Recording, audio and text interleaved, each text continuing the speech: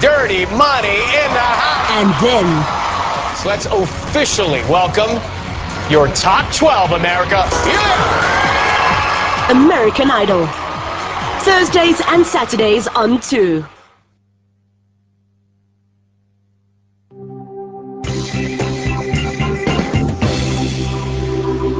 A very good morning to you. It's just before 7:15, which means it's time for Morning Live Business. Now, in the first hour of the program, we talked about the shortage of skills. Well, with a shortage comes competition for those few talented people in the marketplace. But how do companies make sure that they're getting the talent and, importantly, finding ways to keep them? The CRF Institute is a global company that researches and identifies choice employers. To find out what top employers are doing right, I'm now joined by CRF's South Africa Country Manager, Samantha Kraus, in our Cape Town. Samantha, thank you very much for joining us on the program, and welcome to you. Thank you, Peter. All right, Sam, so competition for talent is fierce, I'm sure, but what are the top companies doing right to get those people and manage to keep them? Well, that's a good question, and they're doing a number of things right.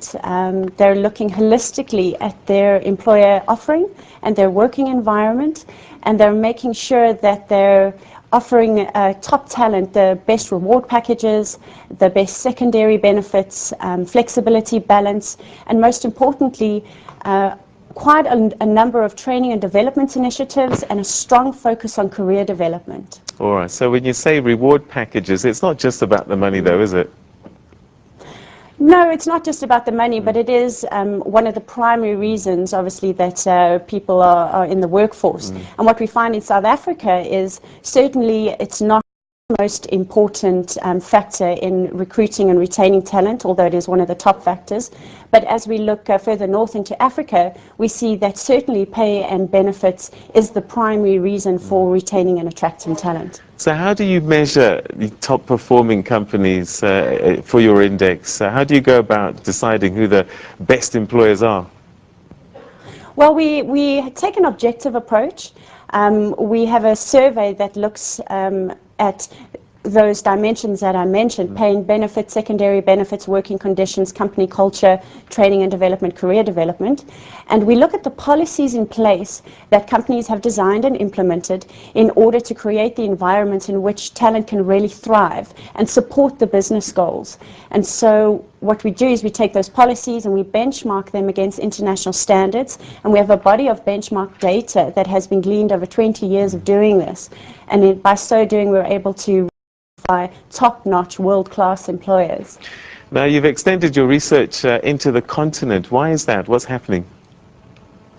Well, Pete, I'm sure you know we've seen quite a brain drain in Africa.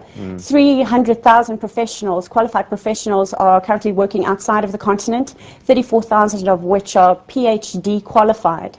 And those skills should really be in Africa. So as the continent starts taking its place amongst the global economy and companies start expanding into the continent, they definitely need the skills and the talent to support their business goals.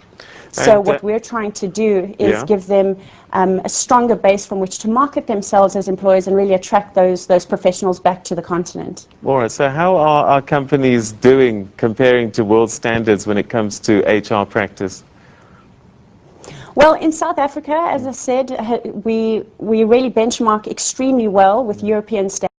In fact, we have world-class HR policies and practices in place. As you move further north into Africa, there's a little bit of catch-up to be done. Africa has its own unique set of challenges, like most emerging markets. But for the most part, South Africa compares favorably. And are people coming back? Are we attracting our talent back? I'm not quite sure how to answer that. It's a yes-no question. Everyone knows that we're fighting for our talent and we are losing them, but companies are really good at running international exchange programs. So that is helping us bring talent back onto the continent. All right, and very finally, you're going to be announcing this year's Best Employers. When's that? That's on the 29th of August, at the end of this month. We're very excited. So look for the information in the press. Okay, we look forward to that. Samantha Kraus, we're going to have to leave it there.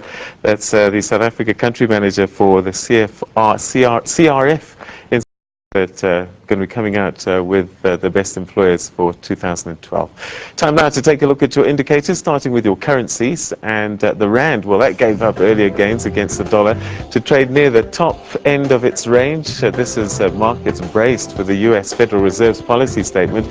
The rand then closing at 8.26 to the dollar, 12.88 to the pound, 10.16 to the euro, and 106 to the Botswana pula. It was a stunning day for the JSE yesterday, I have to say, with equities surging in late trade, taking the all-share index to yet another all-time high, about 35 points up on Monday's record close. The share markets are waiting eagerly for the Fed policy statement that was to come later. The all-share closed 1.3%, 1.4% almost, up to 35,070 points at the close. European shares also closed higher. And